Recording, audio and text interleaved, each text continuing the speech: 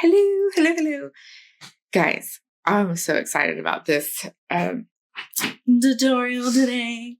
So, anybody that's ever worked with me, y'all know that I love a good gradient. I love gradients.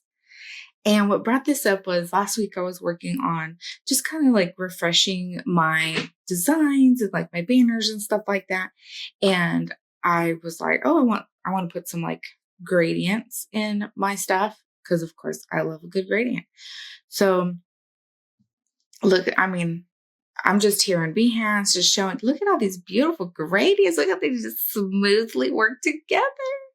Okay, so that's what we're going to go over today a little bit. And I thought what would be cool is like just to show how to create some like custom gradient. Also for my designers who use Canva for their clients, like how you can put these gradients in Canva for them to use. And I think I'm going to make a couple gradients and just give that as a free gift for people who use Canva. And so I'll put that link in somewhere down there. So yes, gradient day.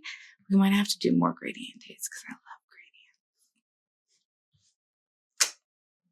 Did I mention that I like gradients? Look at this. I mean, look how fancy that looks. I love it. And I love that the world loves it. That makes me happy. Okay, let's get into this. Okay, so now we're in Illustrator and I just created just 4 little backdrops or whatever we can play around with. There's one particular setting that I like in Illustrator. So let me show you how we can do this. All right, so you're going to create your block with your color, and then you're going to go to Windows, Gradient, and I love this one. This is my favorite one. You've got the linear, the radial, and then the freeform. So I love the freeform because like it's got multiple different gradient spots that you can put in here. So you just double click it and then you can come in here and change your colors. Like if you have certain swatches that you've got, let's stick with that orange theme we got going. Ew. Let's see.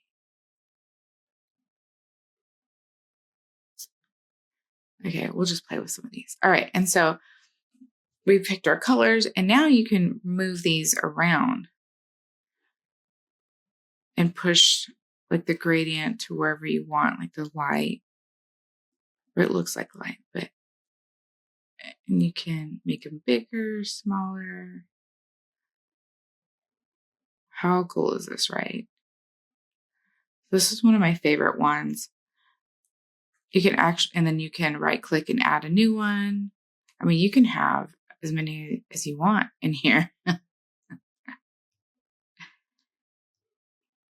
And I think these are great to make. So I would used to use this to create backgrounds for projects that I was working on.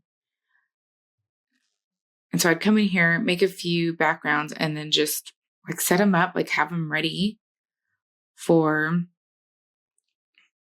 just projects that we had coming down the pipeline as well. But y'all, I love a good gradient. And there's so much more you can do. Like this is how you start, and then you can give it like this really gritty look in Illustrator or in Photoshop. I did a lot of my work in Photoshop just because, especially when it came to social media design and stuff, just because it was like really easy to just get out and get done. But if you're creating a poster, like a large poster, you can do it in Photoshop, but I always suggest anything that you're going to do large in Illustrator, just because if you accidentally get your sizing wrong in Photoshop, like you can't. So that to me, that was like, that's the main rule. It's like how I've always taught it. In if you're not sure about the sizing, create an Illustrator, because you can vector, right? Big, small, whatever. Pretty much whatever you create in Photoshop, that size, that's the largest it'll go, because you cannot make it larger. After you've created it, that's the size. You can go smaller, but you can't go larger. So if we don't know the size, or it's a design that's going to be used in multiple different places, do it in Illustrator. It's easier to just bring that in to Photoshop if you need to for web stuff. So there's my tip for Photoshop and Illustrator. All right, so I hope you like the gradients I'm going to make for you guys. We'll keep this one.